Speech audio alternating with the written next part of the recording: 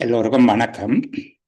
முகாமைத்துவ சேவை உத்தியோகத்தர்கள் மற்றும் புகையிரத நிலைய அதிபர்கள் பதவிகளுக்கு ஆட்சேர்ப்பு செய்வதற்காக 2025 செப்டம்பர் மற்றும் அக்டோபர் மாதங்களில் நடைபெறவுள்ள போட்டி பரீட்சைகளுக்கு தோற்றுபவர்களை இலக்கு குழுக்களாக கொண்டு நடைபெறுகின்ற மொழியாற்றல் அல்லது மொழித்திறன் என்று அழைக்கப்படக்கூடிய வினாத்தாளுக்கான செப்டம்பர் மாதத்தின் 3வது செயலமர்வு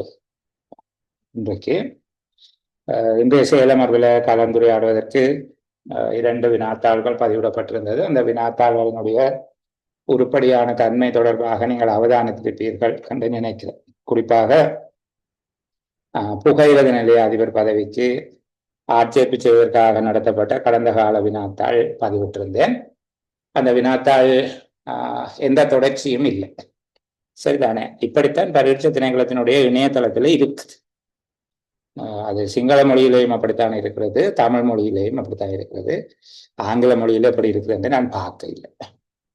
அப்போ அந்த ஒரு வினாத்தாளை அடிப்படையாக வைத்துக்கொண்டு நாங்கள் முடிவுக்கு வர முடியாது. ஆனால் ஒன்று உங்களுக்கு தெரியும், நீங்கள் நினைக்கிற மாதிரி இலகுவான அல்லது எளிமையான ஒரு வினாத்தாளை நீங்க பரீட்சையில எதிர்பார்க்க முடியாது. குறிப்பாக புகையிரத நிலைய அதிபர் பதவிக்கு தோற்றுபவர்கள் முழுக்க இந்த வகையிலான வினாக்கள்ல தான் அதிகம் கவனம் செலுத்த வேண்டி இருக்கும். முகாமைத்துவ சேவை உத்தியோகத்தர் பதவிக்கு தோற்றுபவர்களுக்கு நேரம் 1 மணித்தியாலம் அதிகம். அவர்களும் பார்க்க உங்களுக்கு கட்டுரை, கடிதம், சுருக்கம் போன்ற விடயங்கள் அவர்களுக்கு சுருக்கம் பெறும். கட்டுரை, கடிதம் போன்ற விடயங்கள், அதுபோல இலக்கண பகுதிகளை உள்ளடக்கிய பல்வேறு வினாக்கள் போன்றவற்றை நீங்கள் மேலதிகமாக எதிர்பார்க்கலாம். பல பேர் கலந்து கொள்ள இல்லை. புதன்கிழமை, ஞாயிற்றுக்கிழமைகளில் நடைபெறுகிற விசேட செயலமர்வு, கடந்த வாரத்தினுடைய செயலமர்வு முழுக்க உங்களை இலக்காக கொண்டுதான் ஒரு வினாத்தாள் பதிவிடப்பட்டிருந்தது. அது கல்வி பொது தராதர உயர்வர பரீட்சை பெறுபவர்கள் அடிப்படையில் அவற்றில் சித்தியடைந்தவர்களை வங்கி பயிலுநர்களாக ஆட்சேர்ப்பு செய்வதற்காக நடைபெற்ற ஒரு போட்டி பரீட்சை வினாத்தாள் பதிவிட்டிருந்தேன். அதை பார்த்தால் தெரியும், 1 மணித்தியால தான் அந்த வினாத்தாளுக்கு கொடுக்கப்பட்டிருந்தது. 1 மணித்தியாலத்துல இவ்வளவு கேள்வி கேட்டிருந்தாங்கன்னு பாத்தீங்கன்னா தெரியும். சரிதானே? மிக கடினமான உரைப்பகுதிகள் கொண்ட வினாக்கள், அத்தோடு 150 சொற்கள்ல கட்டுரையும் எழுதுங்கள் என்று கேட்டிருந்தார். புகையிரத நிலைய அதிபர் பதவிக்கு தோற்றுபவர்கள் கவனமா இருக்கணும். உங்களுக்கு 1 மணித்தியாலம் இல்லை, 1.5 மணித்தியாலம் பேச்சு, இன்னும் அரை மணித்தியாலம் கூட. ஆகவே அதை விட கடினமான ஒரு வினாத்தான். அதுக்காக நான் உங்களுக்கு தனியாக சில காணொளிகளை போட்டிருக்கிறேன். 47 வீடியோஸ் இருக்கு. அதுல ஒன்று கிரகித்தல் என்றால் என்ன என்பதற்கான விளக்கம். நீங்கள் அதை பார்க்க தேவையில்லை. அந்த பகுதியை கையை விட்டால் கூட ஏனைய 45 காணொளிகளையும் நேரம் ஒதுக்கி பார்த்துக்கொள்ளுங்க. இறுதி நேரத்துல இவ்வளவுதான் செய்ய முடியும். நாங்கள் செய்யக்கூடியவற்றை பார்ப்போம். சரி, அப்போ 7 மணி நாங்கள் எங்களோட வளமையான நேரத்தை விட 10 நிமிஷம் மேலதிகம் இன்றைக்கு இருக்கக்கூடிய இந்த வினாத்தாளை பார்ப்போம். கட்டுரைகள் தொடர்பாக நான் இன்றைக்கு பேசவில்லை. அடுத்த கேள்விக்குள்ள போவோம். சரிதானே? இது கொஞ்சம் ஒழுங்கு மாறாமல் இருக்கிறபடியால பரவாயில்லை. இதுல கொஞ்சம் இந்த வினாத்தாள் ஒழுங்கு முறைப்படியாக பக்க ஒழுங்குல போட்டிருக்கிறார். சரியா? ஏதோ பரீட்சை திணைக்களத்தில் இருப்பவர்கள் இந்த வினாத்தாள் இருந்தாலும் முழுசா பதியிடணும் என்ற ஒரு எண்ணத்துல செய்திருக்கிறார்கள். சரி, அதுக்கு நாங்கள் நன்றியா இருப்போம். இதுக்கு எஸ்ஏஎன் சமரி என்று அமைத்திருக்கிறார்கள், கட்டுரையும் சுருக்கமும் என்று சொல்லி. அப்ப பாருங்க, இதுல இருக்கக்கூடிய ஒரு கேள்வி, 2வது கேள்வி. பின்வரும் உரைப்பகுதியை வாசித்து அதன் சாராம்சத்தை 3 பங்காக சுருக்கி எழுதி பொருத்தமான தலைப்பு ஒன்றையும் இடுக. சொற்களின் எண்ணிக்கையை சுருக்கத்தின் இறுதியில் குறிப்பிடுக என்பதாக தரப்பட்டிருக்கு. இந்த வினாத்தால நீங்கள் திங்கட்கிழமை நடைபெறுகிற செயலமர்வில் செய்து கொண்டு வர்றதுக்காக இந்த கேள்வியை நான் விடுகிறேன். தயவு செய்து நேரம் செட் பண்ணி செய்து பார்க்கவும். சரியா? சரி, 3வது கேள்விக்குள்ள போகிறேன். இது நாங்கள் செய்ய வேண்டியது. இதை நாங்கள் இன்றைக்கு செய்வோம். இதுல இருந்து கதைக்க தொடங்குவோம். சின்னதாக ஆக்கிக் கொள்ளுகிறேன். திரையினுடைய அளவை சிறப்பித்தால் உங்களுக்கு வசதி அதை வாசிக்கிறதுக்கு. சரியா? நான் முதலாவது நிபந்தனை, கேட்கிறவர்கள் பதில் சொல்ல வேண்டும். அப்படி பதில் சொல்ல இல்லை என்றால் அவர்கள் செயலமர்வில் தொடர்ந்து கலந்து கொள்வதற்கு அவர்களுக்கு விருப்பம் இல்லை. அவர்கள் விலகி செல்ல விரும்புகிறார்கள் என்று கருதி அவர்களை விலக்கிட்டு நாங்கள் ஆர்வமுள்ளாக்கள் தொடர்ந்து படிப்போம். இந்த விஷயத்துல எந்த தயவு தாட்சணியமும் காட்டப்பட மாட்டார். கேள்வி கேட்கிறவர் பதில் சொல்ல வேணும். பதில் சொல்லுகிறவருக்கு மைக் பிரச்சனையாக இருந்தால் அவருடைய பதில டைப் பண்ணி போடுவார். சரியா? அது ரெண்டும் இல்லை. அவர்கிட்ட இருந்த எந்த பிரதிபலிப்பும் இல்லை, எந்த ரியாக்ஷனும் இல்லை அப்படி என்றால் அவர் செயலமர்வில் இல்லை என்று கருதி கொண்டு நாங்கள் நடவடிக்கை எடுப்போம். அது தெளிவான அறிவுறுத்தல். சரி, இப்ப கேள்விக்குள்ள போவோம். பின்வரும் ஒவ்வொரு உரைப்பகுதியையும் வாசித்து இயன்ற அளவு சுருக்கி தனி வாக்கியமாக எழுதுக. தடித்த எழுத்துக்களில் தரப்பட்டுள்ள சொற்கள் பற்றி கருத்துரைக்குக.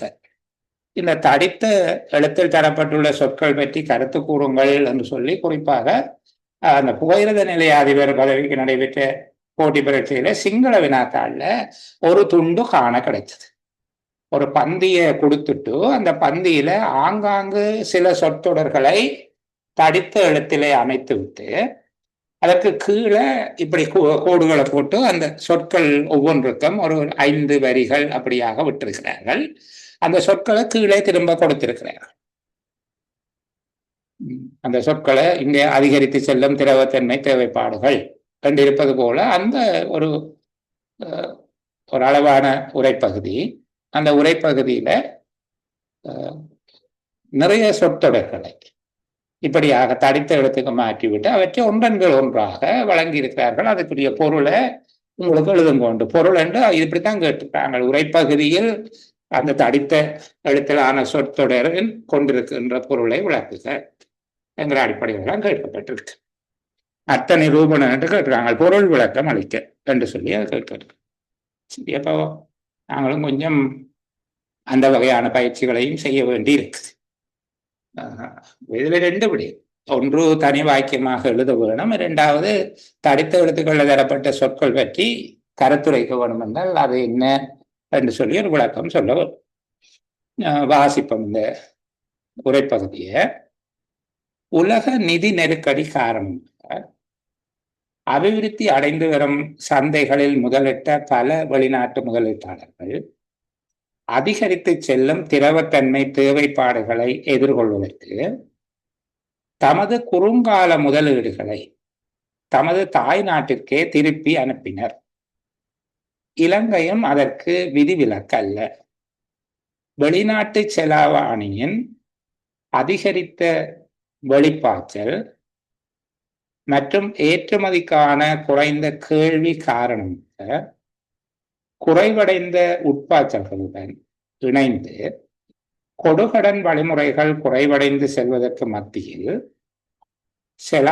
செலவாணி வீதத்தின் பெறுமதியை குறைக்க செய்ய வேண்டிய அழுத்தத்தினை ஏற்படுத்தின. திருப்பியும் ஒரு தடவை வாசிக்கிறேன்.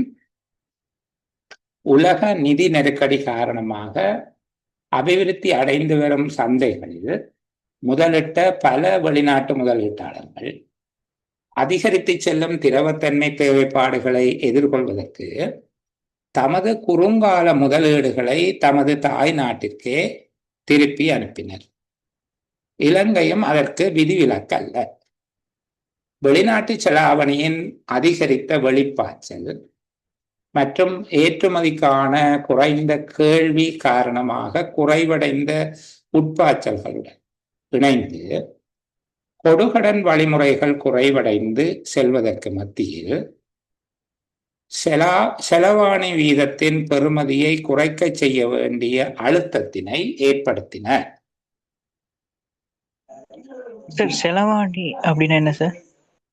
செலவாணி என்றது உண்மையா இது செலாவணி என்று எழுதப்பட வேண்டியது. இந்த உரையாசிரியருடைய சொற்பிரயோகம் செலவாணி என்று சொல்லி இருக்குமே. செலவாணி என்று எழுதக்கூடாது.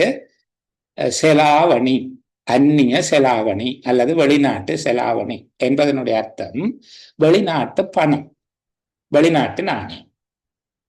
சரிதானே? அப்ப இங்க இந்த விடயத்தை நான் பிள்ளைகளுக்கு கொஞ்சம் இது எக்கனாமிக்ஸ் படிச்சாக்கள் கொஞ்சம் பேருக்கு இது விளங்கலாம். செம்மதி நிலுவை வெளிநாட்டு கணக்கு தொடர்பாக ஞாபகத்தில் இருந்த பரீட்சைக்கு படித்து விட்டு பரீட்சை எழுதிய பிறகு மறந்து போனா போயிடும். இல்லை அது தொடர்பாக கொஞ்சம் ஞாபகத்தில் வைத்திருந்தால் இந்த பகுதியை விளங்கிக் கொள்ள முடியும். எனக்கு யாராவது இந்த உரைப்பகுதி சம்பந்தமாக நான் ஒரு விளக்கம் சொல்லுவேன், எனக்கு இது விளங்கி இருக்குது அப்படிங்கிற பிள்ளைகள் இருந்தால்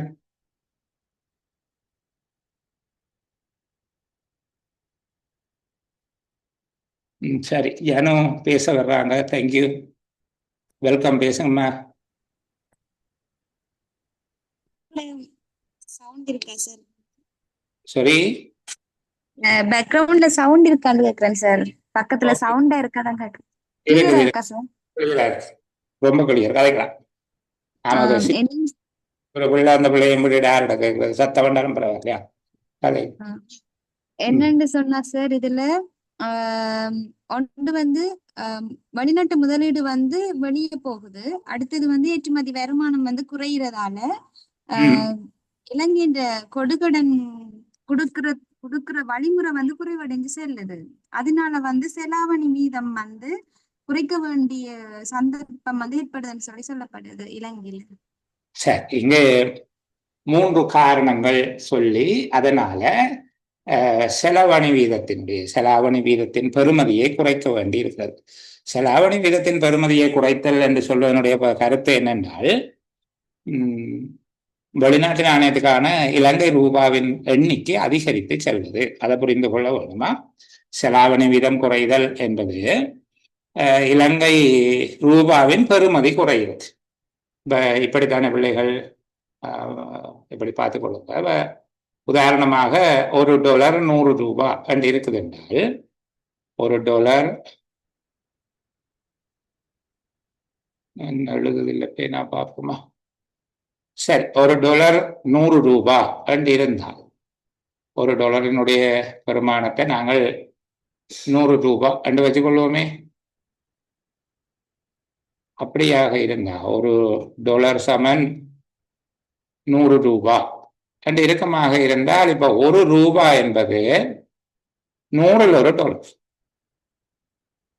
என்ன, $1 என்பது 100ல் $1. இதுவே $150 மாறினா $1 பெறுமதி 150ல் $1 மாறும். 150ல் $1. எது பெருசு?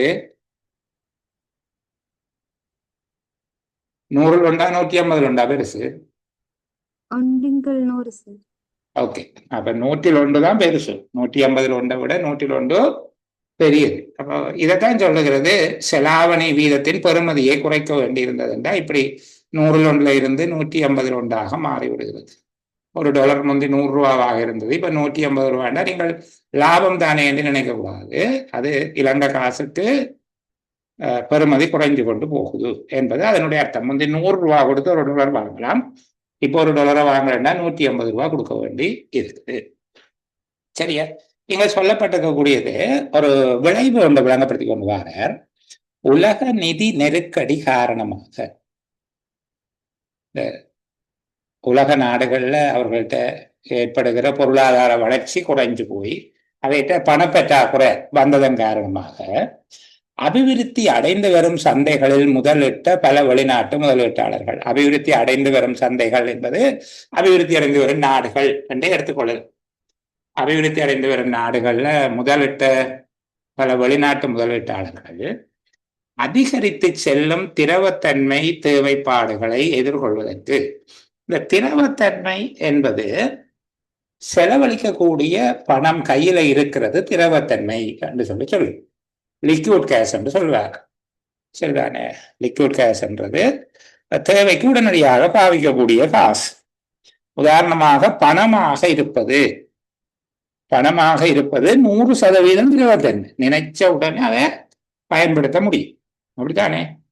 வங்கிகள்ல தங்களுடைய கணக்கில் இருக்கிற பணம் ஏறத்தாழ 100% முழுவதும் மிக சுத்தமான திரவத்தன்மை கொண்டிருக்காது.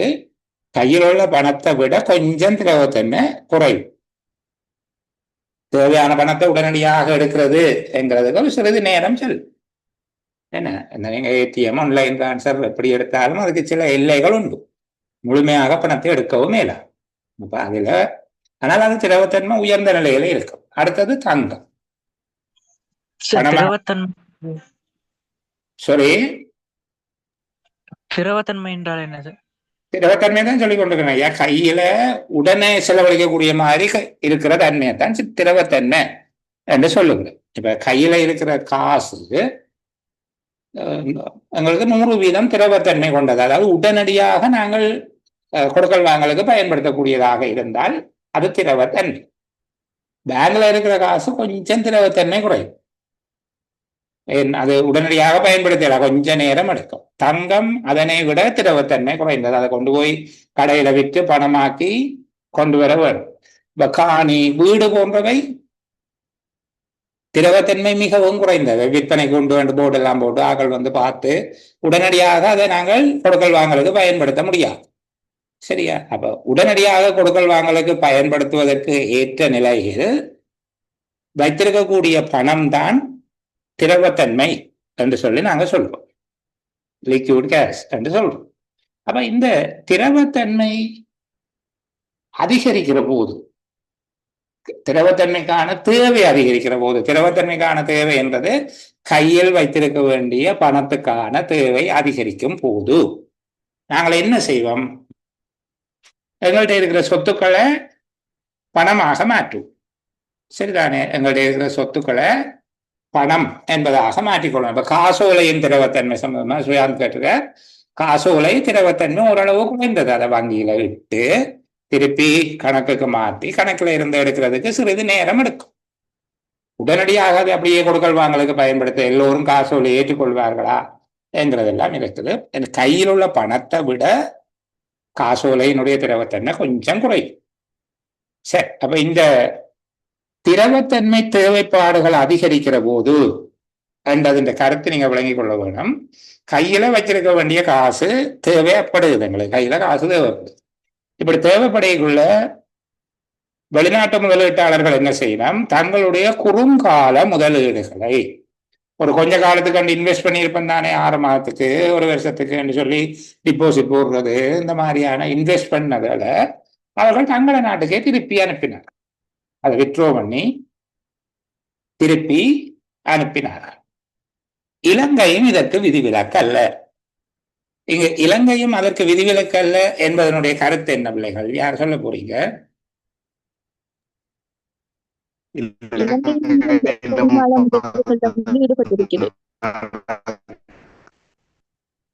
ரெண்டு 3 பேர் சொல்றீங்க. சுயான் திருப்பி சொல்லுங்க போ.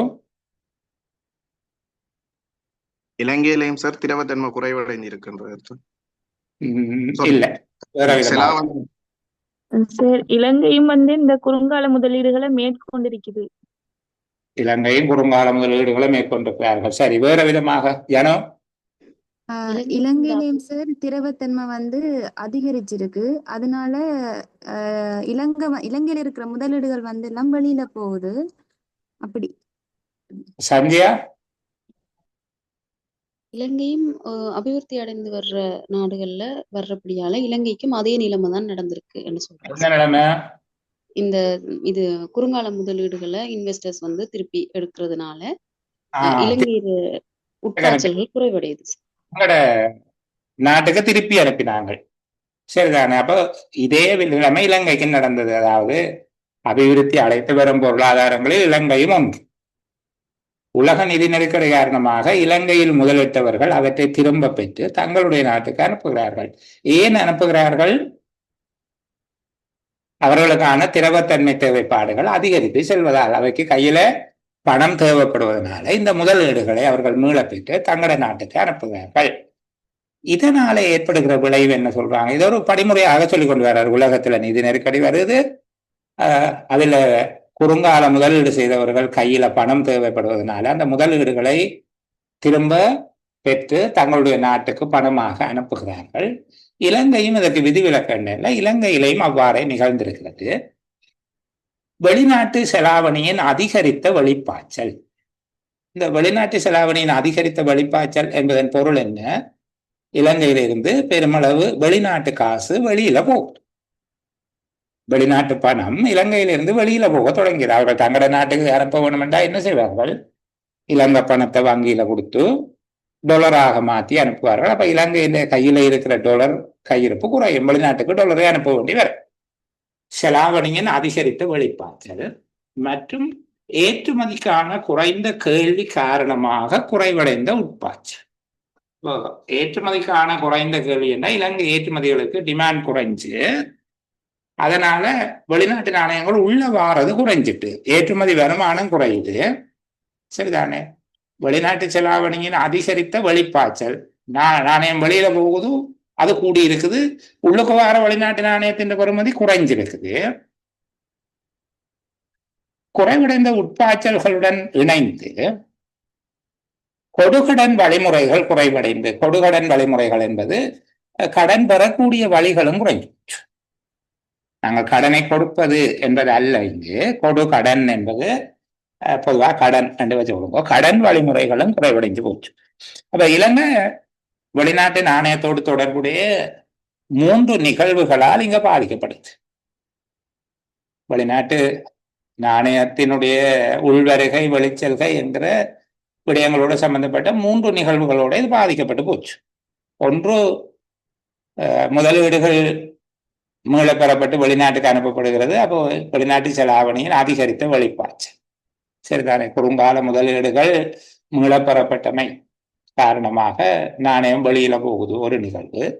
2வது, ஏற்றுமதி குறைஞ்சு உள்ள வருகிறது குறைஞ்சு போயிட்டு, சரி வெளிநாட்டு காசு தட்டுப்பாடாக கிடக்குது, கடன் வாங்குவோம் என்று பார்த்தா 3வது வழிமுறை அதுவும் குறைவடைந்து விட்டது. கடன் பெறுவதற்கான வழிமுறைகளும் குறைவடைந்தது.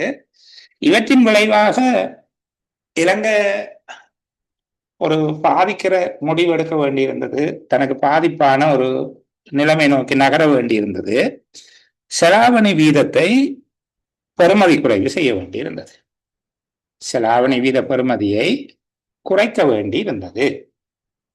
உங்களுடைய சுருக்கம் இந்த 4 விடயங்களையும் உள்ளடக்கி இருக்குமாக இருந்தால் சரிதானே?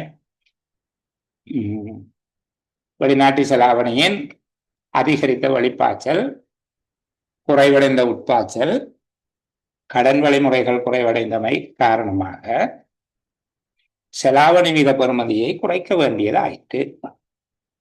செலாவணி வீத பெறுமதியை குறைக்க வேண்டியதாயிற்று என்பதாக பொருள் எழுதலாம். இப்போ முழுவதையும் எழுதினீங்கள் என்றால் ஒரு வாக்கியத்தில் இருக்கக்கூடிய அந்த வரையறைகளுடன் இல்லாம இப்ப நீங்கள் ஏற்றுமதிகள் குறைவடைந்தது, முதலீடுகள் வெளியே போனது, இந்த மாதிரியான விடயங்கள், மற்றது உலக நிதி நெருக்கடி ஏற்பட்டது, இந்த எல்லா விடயத்தையும் உள்ளடக்கியதாக ஒரு தனி வாக்கிய சுருக்கத்துக்கு போக இயலாது.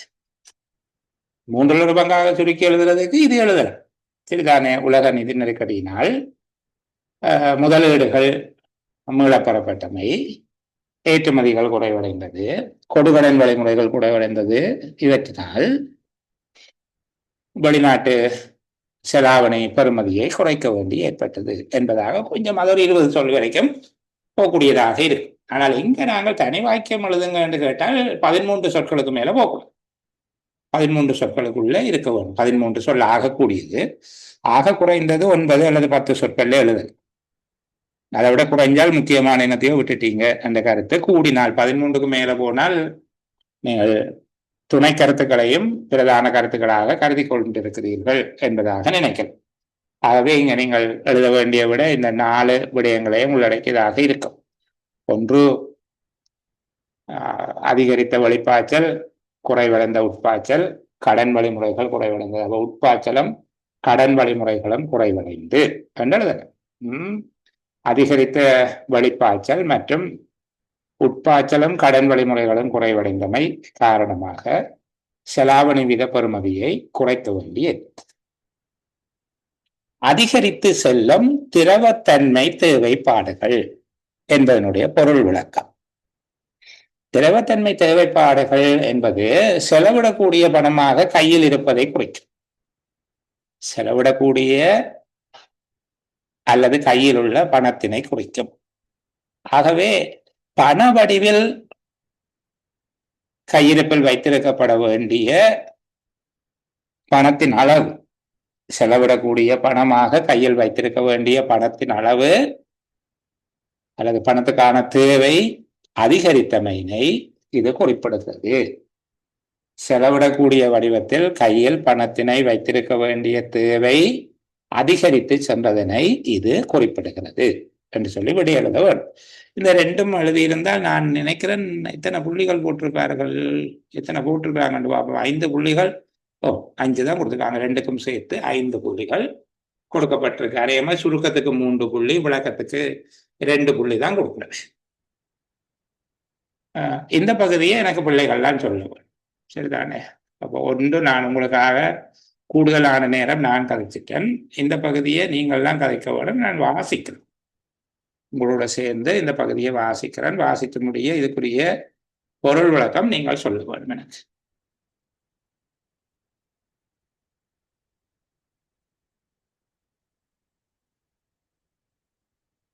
இலங்கையின் சுற்றுலாத்துறையில் பாரிய பங்கை கொண்டிருக்கும் மேற்கு ஐரோப்பா தொடர்ச்சியான பொருளாதார மந்த நிலையை நோக்கி செல்கிறது.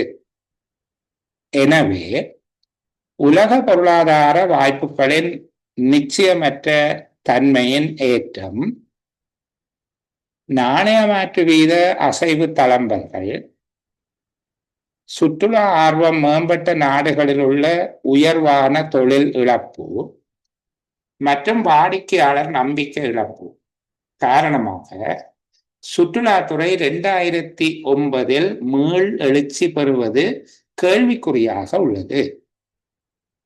திருப்பி வாசிப்போம். இலங்கையின் சுற்றுலாத்துறையில் பாரிய பங்கை கொண்டிருக்கும் மேற்கு ஐரோப்பா தொடர்ச்சியான பொருளாதார மந்த நிலையை நோக்கி செல்கிறது. எனவே உலக பொருளாதார வாய்ப்புகளின் நிச்சயமற்ற தன்மையின் ஏற்றம், நாணய மாற்று வீத அசைவு தளம்பல்கள், சுற்றுலா ஆர்வம் மேம்பட்ட நாடுகளில் உள்ள உயர்வான தொழில் இழப்பு மற்றும் வாடிக்கையாளர் நம்பிக்கை இழப்பு காரணமாக சுற்றுலாத்துறை என்ன எழுதியிருக்காங்க, நாங்கள் சுற்றுலாத்துறை என்று வாசிப்போம். சுற்றுலாத்துறை 2009 மீள் எழுச்சி பெறுவது கேள்விக்குறியாக உள்ளது. சரி, நான் வளமையா கேட்கிற மாதிரியான ஒரு கேள்வியை கேட்கிற பிள்ளைகள், இதே ஏன் எழுதுகிறார்? இதை எழுதுறவிட்ட நோக்கம் என்ன?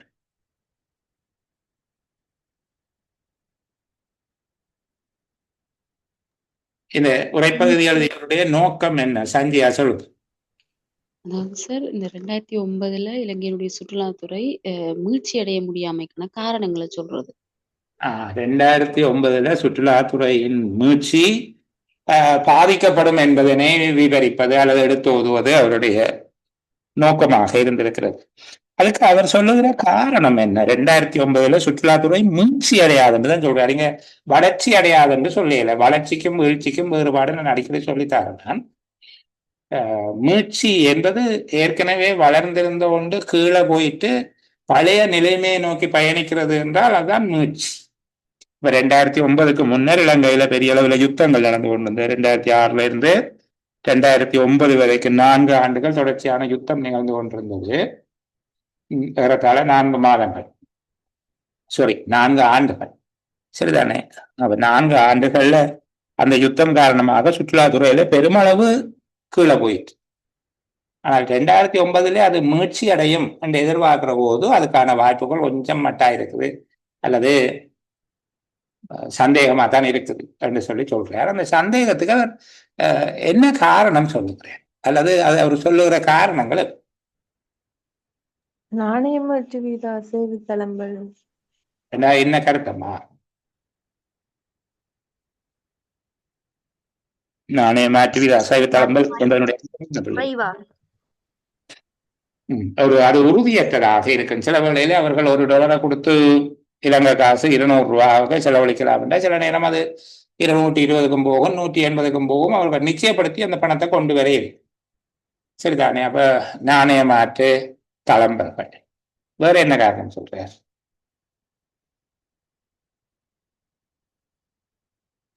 வாடிக்கையாளர்கள நம்பிக்கை இல்லாம தன்மை என்றால் என்னது விளங்கல?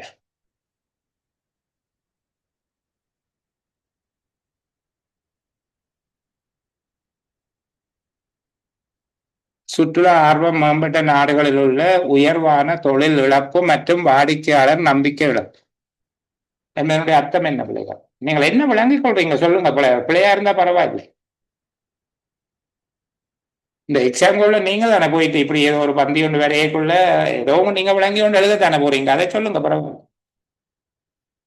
சுற்றுலாத்துறை சார்ந்து தொழில் வாய்ப்புகளை ஈடுபடுறாக்கள் சுற்றுலா நடவடிக்கைகளுக்காக சில மக்களின் வீதம் குறையேக்க அவன் பொருளாதாரம் வீழ்ச்சி அடையும். சொல்லுங்க செந்தூரா. சுற்றுலாத்துறை சார்ந்த தொழில்களில் ஈடுபடுபவர்கள் சுற்றுலாவுக்கு செல்லும் வாடிக்கையாளர்கள் குறைவினால தமது தொழில பாதிப்பு ஏற்படுமோன்னு எதிர்பார்க்கிறேன். சுற்றுலா ஆர்வம் மேம்பட்ட நாடுகளில் உள்ள உயர்வான தொழில் இழப்பு அப்படியா சொல்றீங்க? சரி, வாடிக்கையாளர் நம்பிக்கை இழப்பு என்பது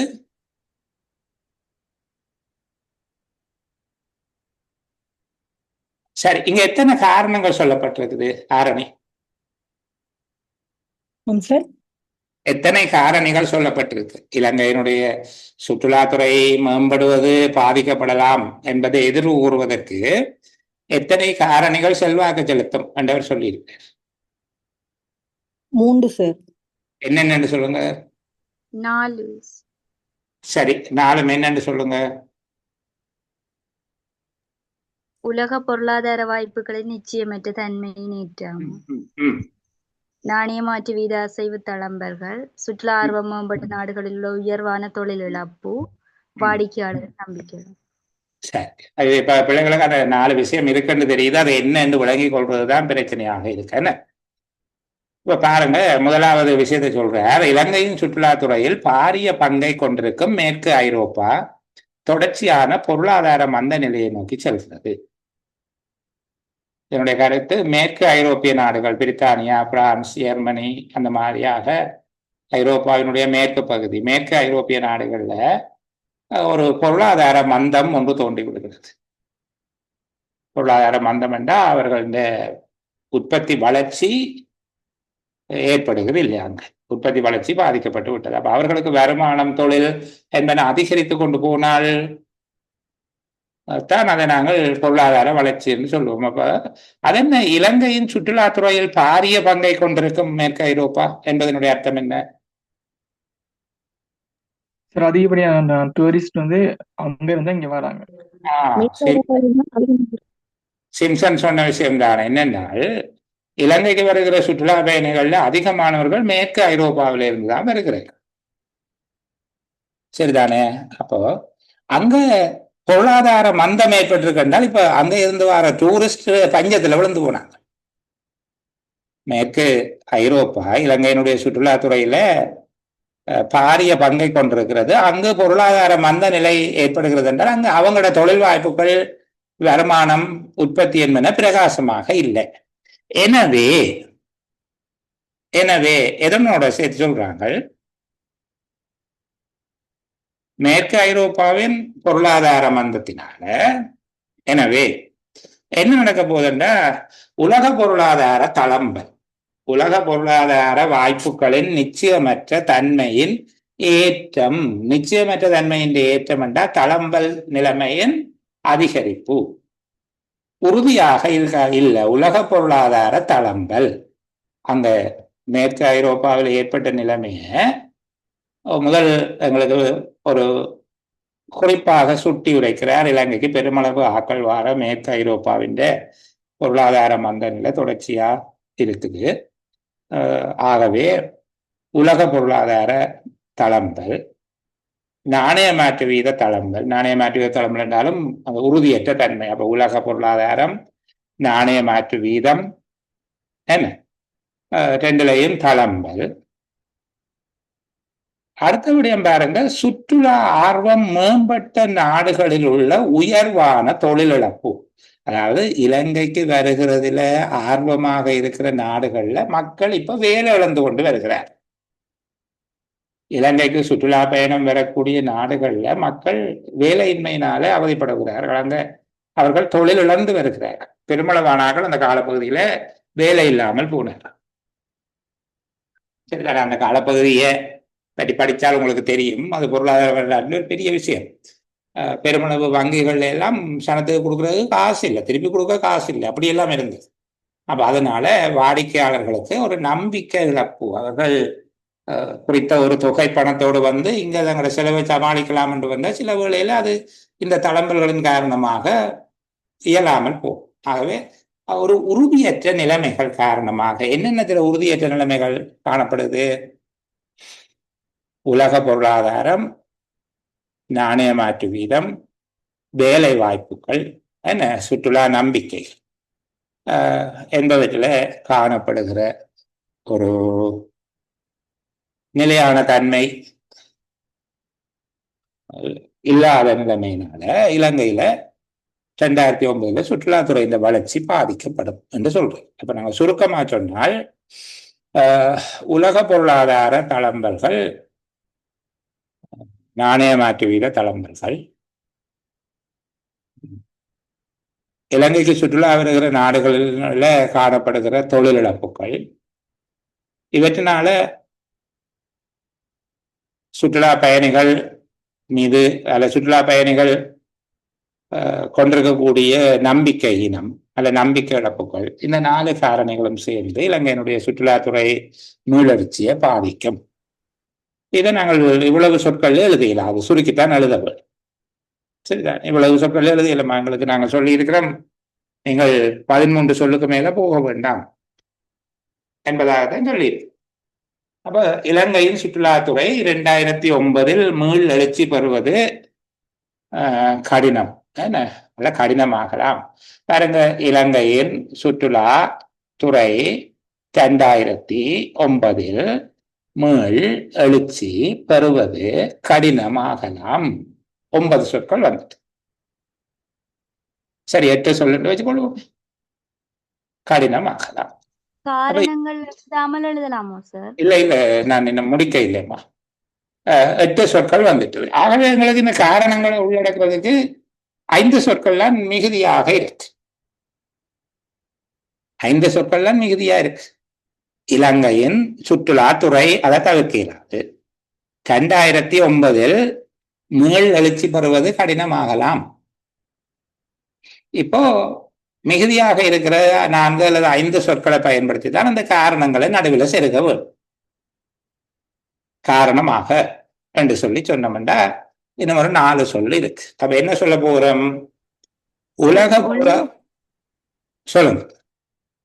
உலக பொருளாதார மந்தம் காரணமாக போட்டு பொருளாதார மந்தத்தின் விளைவுகளினால், அந்த விளைவுகள்லாம் மிச்சம் விளங்குதா பிள்ளைகள்? உலக பொருளாதார மந்த நிலையை நோக்கி செல்கிறது. எனவே உலக பொருளாதார மந்தத்தின் விளைவுகள்லாம் அந்த 4: பொருளாதார தளம்பல், நாணய மாற்று வீத தளம்பல், சுற்றுலா ஆர்வம் குறைதல், நம்பிக்கை இழப்பு, எல்லாம் அதனுடைய விளைவுகள். அப்ப நாங்கள் என்ன செய்வோம்னா அதில இருந்து விடுபட முடியாமல் கவலைப்படுவோம். ஐயோ அது என்னன்னு கொடுப்பது, அது 4 முக்கியமான விஷயம் இருக்குது, அந்த 4 பாருங்க. எனவே என்பதில இருந்து நாங்கள் அடையாளம் காணுகிறோம் உலக பொருளாதார மந்தம். சரிதானே? உலக பொருளாதார மந்தத்தின் விளைவுகளினால், உலக பொருளாதார மந்தத்தின் விளைவுகளினால் என்கிற 4 சொல்லையும் சேர்க்க எங்கட பேக் நிரம்பி, இனி பேக்குக்கு வழியில போடுங்க. எங்களோட பேக்குக்குள்ளே ஆக கூடனது 12, 13 தானே போடலாம். ஆக உலக பொருளாதார மந்தத்தின் காரணமாக இலங்கையின் சுற்றுலாத்துறை 2009 மீள் எழுச்சி பெறுவது கடினமாகலாம். மௌயூத் ஏதோ சொல்ல வாரீங்க, கேளுங்க. கை தூக்கி இருக்கிறீங்க. சரி, உலக பொருளாதார வீழ்ச்சிக்கு காரணமாக பொருளாதார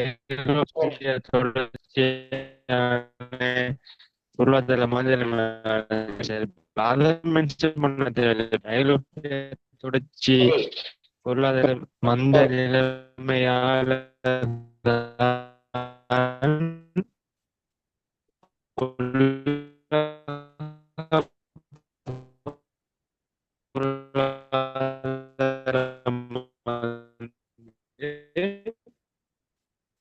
நிச்சயமற்ற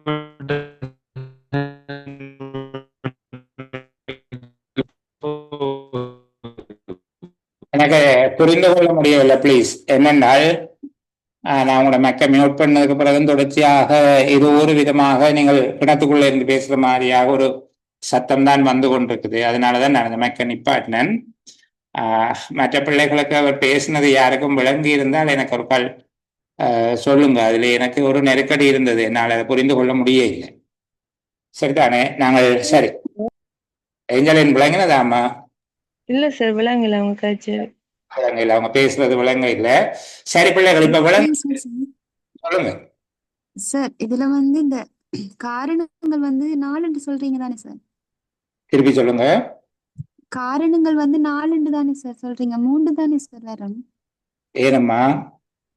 இந்த சுற்றுலார்வம் மேம்பட்ட நாடுகள்ல உயர்வான தொழில்நுட்பம்னா அங்க அந்த நாடுகள்ல தானே சார் அந்த நாட்டு வாடிக்கையாளர்கள்ட்ட நம்பிக்கை தான் இழந்திருக்கு.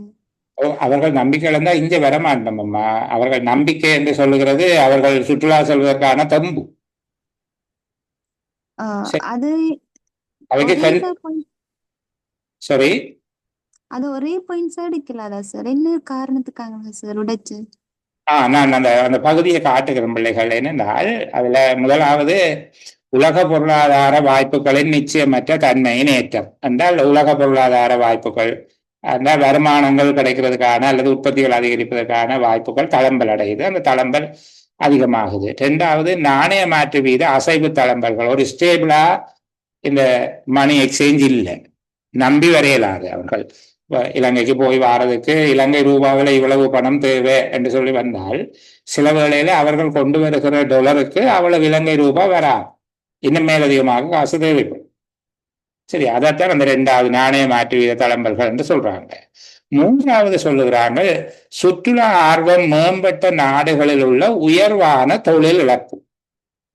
அங்க டூர் வரக்கூடிய ஆட்கள் வேலை இல்லாம இருக்கிறாங்க. இப்ப இந்த காலப்பகுதியில பெருமளவானாக்கள் வேலை இல்லாமல் போகிறார்கள். மற்றும் இந்த மற்றும் என்பதன் மூலமாக அவர் அதற்கு பின்னால் வருவது இறுதி காரணம் என்று காட்டுகிறேன். எப்பவுமே ஒரு பெயர் சொற்களின் கூட்டம் ஒரு விடயங்களை அடுக்காக சொல்லிக் கொண்டு வருகிற போது மற்றும் என்பதற்கு அடுத்ததாக எழுதுகிறது இறுதியாக இருக்கும்.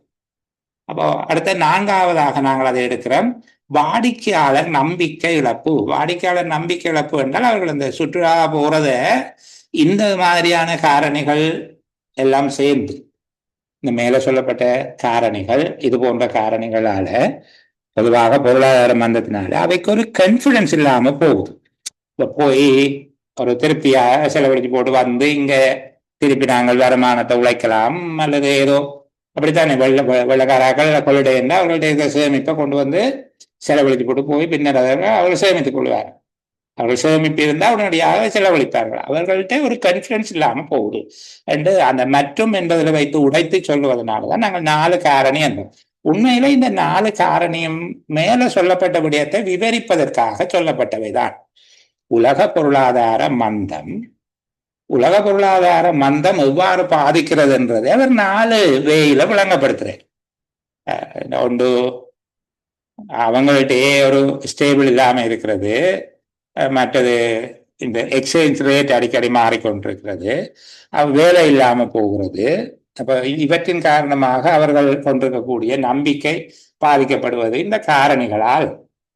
அந்த காரணி சொல்ல எங்களுக்கு அவகாசம் இல்லாததன் காரணமா நாங்கள் அதனுடைய பிரதானமான அதை தோற்றுவித்த பிரதானமான விடயம் எதுவோ அதுக்கு போகிறோம். உலக பொருளாதார மந்தம், அந்த மந்தத்தின் விளைவுகள் என்று சொல்லிக்க இந்த விளைவுகளை அதுக்குள்ள ஒன்றாக வச்சுக்கொள்ளும். உலக பொருளாதார மந்தத்தின் விளைவாக இலங்கையின் சுற்றுலாத்துறை 2009 மீளெழுச்சி வருவது கடினமாகலாம். கடினமாகும் என்று சொல்லக்கூடாது, கேள்விக்குறியாகிறது என்று சொல்வதால கடினமாகலாம். அடுத்தது தடித்த எழுத்துல தரப்பட்ட சொற்றொடருக்கான பொருள் என்ன என்று கேட்டுக்கிறார். சரிதானே? அடுத்தது தடித்த எழுத்துல தரப்பட்ட சொற்றொடருக்கான பொருள்.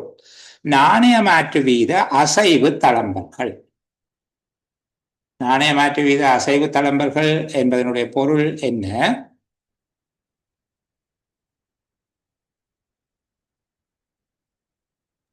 உறுதியில நாணய மாற்று வீதம் டொலருக்குள் நிலையான நாணயத்தின் பெறுமதி இல்லாம நாணயங்களுக்கு இடையிலான பரிமாற்ற வீதம். இப்ப நாங்கள் தனியே எங்கட நாடு இலங்கை ரூபாய் அல்லது டாலர் என்று சொல்ல பேசுவதை விட நாணயங்களுக்கு இடையிலான பரிமாற்ற வீதம் சில விட யூரோவாக இருக்கலாம், ஸ்டேலிங் பவுனாக இருக்கும், அமெரிக்க டாலராக இருக்கலாம். அப்ப எல்லாவற்றையும் சேர்த்து நாணயங்களுக்கான பரிமாற்ற வீதம் ஒரு உறுதியான நிலையில் இல்லாமல் அடிக்கடி மாற்றமடைகின்ற நிலைமையில் காணப்படுவதை குறிப்பிடுகிறது.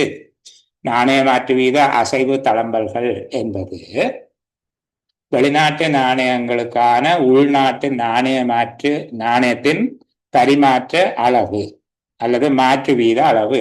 வெளிநாட்டு நாணயங்களுக்கான உள்நாட்டு நாணயத்தின் மாற்று வீத அளவானது அடிக்கடி மாறிக்கொண்டிருப்பதை அல்லது உறுதியற்ற நிலையில் இருப்பதனை குறிப்பிடுகிறது என்பதாக எழுத வேண்டும். இப்படி கேள்வி வந்தா உண்மையில சரியான கடினம். சில வேளையில அந்த சொற்கள்ல இருந்து விடுபடுகிறது. நீங்க அந்த வலைக்குள்ள சிக்கிடுவீங்க. இதுலயும் அந்த விடயம்தான் நடக்கும். அந்த 4 காரணங்கள் என்று சொல்லப்பட்டிருக்கக்கூடிய காரணங்களுக்குள்ள நீங்கள் நின்று சிக்கப்பட்டு கொண்டு 4 காரணத்தையும் எழுதுகிறதாக இருந்தாலே 8 சொற்கள் வந்துவிடும். பிரதானமான கருத்தை எழுத முடியாமல் போய்விடும். இலங்கையின் சுற்றுலாத்துறை 2009 மீண்டெழுவது கடினமாகலாம் என்பதுதான் இங்கு பிரதானமான கருத்து. இந்த காரணத்தையும் சேர்த்து சொல்ல வேண்டும் என்று ஆசைப்பட்டு காரணத்தை முதன்மைப்படுத்துவதன் மூலமாக பிரதான கருத்தை சொல்லுவதற்கு சொல் வரையறை உங்களுக்கு இடம் கொடுக்காமல் அல்லது நீங்கள் மிகவும் நெருக்கடிப்படுகிறவர்களாக மாறிவிடுவீர்கள். ஆகவே அந்த விடயத்தை கடந்து போகிறதுக்கு பழக வேணும். சரி, இந்த நாளுக்கு நாங்கள் பொதுவா உலக பொருளாதார மந்தத்தின் விளைவுகளால் என்று சொல்ல முடியும் என்கிறத அந்த தீர்மானிக்கிற துணிவு வந்தால்தான் இந்த விடயம் சாத்தியம். இப்படி ஒரு கணிசமான கேள்வி, ஒரு 40% கேள்விகளையாவது குறைந்தது நீங்கள் எதிர்பார்க்கலாம். சுருக்கம் எழுதுதல் மற்றும் இந்த மாதிரியான வகையில கேள்விகள், சில வேளையில சாராம்சம் எழுதுறது, தடித்த எழுத்துல கேட்கறது, ஆம் இல்லை என்று கேட்கறது, இது போன்ற உரைப்பகுதிகள் வரலாம். சரி, 3வது ஒரு நாங்க பார்ப்போம்.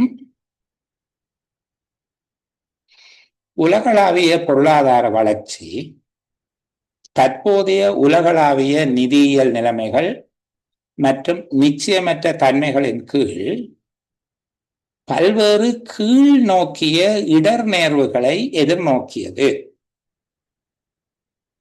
வலுவான நிதியியல் அழுத்தங்களும் நிச்சயமற்ற தன்மைகளும் விரைவாகவும் காத்திரமான முறையிலும் கட்டுப்படுத்தப்பட்டால் ஒழிய மோசமடைந்து வருகின்ற நிதியியல் சந்தை நிலைமைகள் உண்மையான பொருளாதார நடவடிக்கைகளை மேலும் பாதித்து பொருளாதாரங்களில் நீண்ட பொருளாதார மந்த நிலைக்கு வழிவகுப்பது முக்கிய இடர் நேர்வாக இருக்கும்.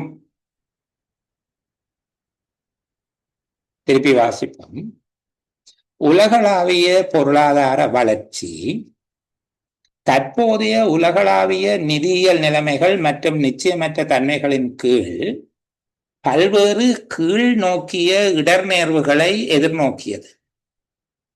வலுவான நிதியியல் அழுத்தங்களும் நிச்சயமற்ற தன்மைகளும் விரைவாகவும் காத்திரமான முறையிலும் கட்டுப்படுத்தப்பட்டால் ஒழிய மோசமடைந்து வருகின்ற நிதியியல் சந்தை நிலைமைகள் உண்மையான பொருளாதார நடவடிக்கைகளை மேலும் பாதித்து பொருளாதாரங்களில் நீண்ட பொருளாதார மந்த நிலைக்கு வழிவகுப்பது முக்கிய இடர்நேர்வாக இருக்கும். இங்கு இடர்நேர்வு என்கிற வார்த்தை என்ன என்று சொல்லுங்க. அதுக்கு என்ன பொருள்? இடர்நேர்வு வழிமுறை என்பதனுடைய பொருள் என்ன? தீர்வு. சரி, தீர்வு விளங்குது சார். தீர்வாக அமையும் பிரச்சனைகளுக்கு தீர்வாக அமையும். சரி, வேற செந்தூரா கதை. துன்பமாக அமையும். சரி, துன்பமாக அமையும். துன்பமாக அமையும், இடர்நேர்வாக. சரி, வேறு விதமாக பிள்ளைகள் சார் பாதகம். சிம்சன் பாதகமாக அமையும். சரி, வேற சார் பிரச்சனையாக அமையும். பிரச்சனை ஒன்றாக எல்லாரும் சொல்லுகிறது ஏறத்தாழ சரியான சொற்கள் தான். சரிதானே? இது இடர்நேர்வு என்பதற்கான ஆங்கில வார்த்தை பிள்ளைகள் ரிஸ்க். சரிதானே? இடர்நேர்வு என்பதற்கான ஆங்கில வார்த்தை ரிஸ்க் என்று வச்சுக்கொள்ளுங்க. அது ஒரு ஆபத்து காரணி. இங்கு ஆபத்தை உருவாக்கும் காரணியாக எது சொல்லப்பட்டிருக்குது? ஆபத்தை உருவாக்கும் காரணியாக எது சொல்லப்பட்டிருக்குது? ஆபத்தை எதிர்நோக்கும் விடயமாக எது சொல்லப்பட்டிருக்கு? உருவாக்குறது உலகளாவிய நிதி நிலைமைகளும் உலகளாவிய நிதி நிலைமைகளுடைய நிச்சயமற்ற தன்மைதான் உருவாக்குறது. நாங்கள் வேற என்னென்னு சொன்னாங்க? ஒரு வார்த்தையில சொன்னாங்க, நிச்சயமற்ற தன்மைகள்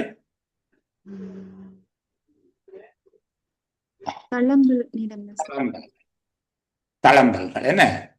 உலக நிதியியல் நிலைமைகளின் அழுத்தங்களும் தளம்பல்கள், வலுவான நிதியியல் அழுத்தங்களும் நிச்சயமற்ற தன்மைகளும் என்று சொல்லியிருக்கான். அப்ப நிதியியல் நிலைமைகளின் அழுத்தங்கள், பிரஷர் என்ன, மற்றது அது ஒரு ஸ்டேபிள் இல்லாம அன்ஸ்டேபிளா இருக்கு, தளம்பி கொண்டிருக்கு. இது இடரை ஏற்படுத்தும் காரணி. அப்படியா சொன்னீங்க? இடரை ஏற்படுத்துது. பாதிக்கப்படுறது உலகளாவிய பொருளாதார வளர்ச்சி. உலக பொருளாதார வளர்ச்சி. உலக பொருளாதார நடவடிக்கைகள். அப்ப உலக பொருளாதார நடவடிக்கைகள் பாதிக்கப்படும். எதனால பாதிக்கப்படுகிறது? இந்த நிதியியல் நிலைமைகளுடைய தளம்பல்களினால. தளம்பல்களினால நிதியியல் நிலைமைகள் மற்றும் நிச்சயமற்ற தன்மைகள் சொல்லப்படுது. அப்ப நிதியியல் அழுத்தங்கள் மற்றும் தளம்பல்களினால உலக நிதியியல் நிலைமைகள் என்ன, அல்லது உலக நிதியியல் அழுத்தங்கள், தளம்பல்கள் காரணமாக உலக பொருளாதாரத்தின் நடவடிக்கைகள் அல்லது உலகளாவிய பொருளாதார வளர்ச்சி பாதிக்கப்படும் என்று சொல்லுகிறார். உரையாசிரியர் சொல்ல வருகிற முக்கியமான கருத்து என்ன? அவர் எந்த விடயத்தை எதிர்பார்க்கிறார்? என்ன ஆக்ஷனை எதிர்பார்க்கிறார்?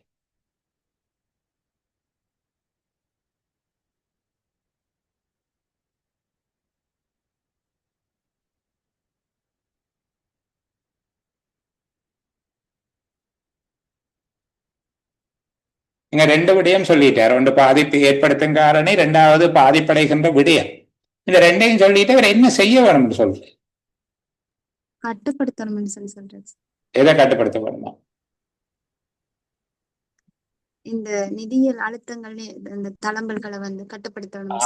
தளம்பல்களை கட்டுப்படுத்துவதன் மூலமாகவே உலகளாவிய பொருளாதார மந்த நிலையிலிருந்து மீட்சி பெற முடியும் என்பதுதான் உரையாசிரியர் சொல்ல வருகிற பிரதானமான கருத்து. விளங்குதா? இப்ப அவர் குற்றஞ்சாட்டுவது அல்ல. அவர் சொல்லுகிறார், இந்த உண்மையான பொருளாதார நடவடிக்கைகளை மேலும் பாதித்து பொருளாதாரங்களில் நீண்ட பொருளாதார மந்த நிலைக்கு வழிவகுப்பது முக்கிய இடர்நேர்வாக இருக்கும். இப்ப மேல சொல்லியிருக்கிறார், காத்திரமான முறையிலும் விரைவாகவும் காத்திரமான முறையிலும் கட்டுப்படுத்தப்பட்டால் ஒழிய. சரிதானே? இப்போ இந்த விடயத்தை கட்டுப்படுத்துவதன் மூலமாகத்தான் உலகளாவிய பொருளாதார வளர்ச்சியின் மந்த நிலையினை தீர்க்க முடியும் என்பது உரையாசிரியருடைய பிரதானமான கருத்தாக இருக்கு. ரெண்டு விடயத்தையும் அடையாளப்படுத்தி இருக்கிறார். ஆகவே எது பிரச்சனையை ஏற்படுத்துமோ அந்த காரணி கட்டுப்படுத்தப்பட வேணும் என்பதும் அவருடைய விருப்பமாக இருக்குது. அப்ப நாங்கள் இதுல பார்க்கிறோம், உலக நிதியியல் அழுத்தங்களும் தளம்பல்களும் கட்டுப்படுத்துவதன் மூலமாகவே உலக பொருளாதார மந்த நிலையினை தீர்க்க முடியும், அல்ல உலக பொருளாதார வளர்ச்சியினை மேம்படுத்த முடியும். எங்க பொருளாதார மந்த நிலை என்றே சொல்லிக் கொண்டிருப்பதன் காரணமாக நாங்கள் உலக பொருளாதார மந்த நிலையினை நீக்க முடியும். இந்த வகையில் நான் சொல்லுகிற பொருள் அப்படியே வர வேணுமென்று இல்லை, நீங்கள் இந்த பொருள் அமைகிற விதமாக எழுதி கொண்டால் சரி. சரி, இன்றைக்கு நாங்கள் ஒரு அளவோடு நிறைவு செய்கிறோம். இங்க தடித்த எழுத்துல தரப்பட்டிருக்கக்கூடிய சொல் உண்மையான பொருளாதார நடவடிக்கைகளை மேலும் பாதித்து, உண்மையான பொருளாதார நடவடிக்கைகளை மேலும் பாதித்து. சரிதானே? அந்த பொருளாதார நடவடிக்கைகள் என்பது உற்பத்தி, வருமானம் போன்ற விடயங்களை. அப்போ உற்பத்தி, வருமானம் போன்ற விடயங்கள் மேலும் வீழ்ச்சி அடைத்து, உற்பத்தி வருமானம் என்பதை மேலும் வீழ்ச்சி அடையும். அதாவது உலக நிதி நிலைமைகள் கட்டுப்படுத்தப்படாவிட்டால் அல்லது சிறப்பாக கையாளப்படாவிட்டால் உற்பத்தி வருமான நிலைமைகளின் உண்மையான வளர்ச்சி போக்கு, மெய்யான வளர்ச்சி போக்கு பாதிப்படையும் என்பது உரையாசிரியருடைய கருத்தாக இருக்கு. இதை வைத்துக் கொள்ளுங்கள். நான் பிள்ளைகளுக்கு சனி ஞாயிறு ஒரு மேலதிக செயலமர்வு ஒன்று அறிவிப்பேன், குழுவில் அறிய தருகிறேன். சரியா? இன்னைக்கு கொஞ்சம் தாமதமாக ஆரம்பித்திருக்கிறேன். நான் இந்த அளவோடு நிறைவு செய்கிறேன். 8 மணிக்கு இன்னொரு அணியை சந்திக்க வேண்டியிருக்கிறதால நாங்கள் தொடர் நாளைக்கும் பிள்ளைகளுக்கு வகுப்பு இருக்கும். இப்போ நான் மிச்ச விஷயங்கள்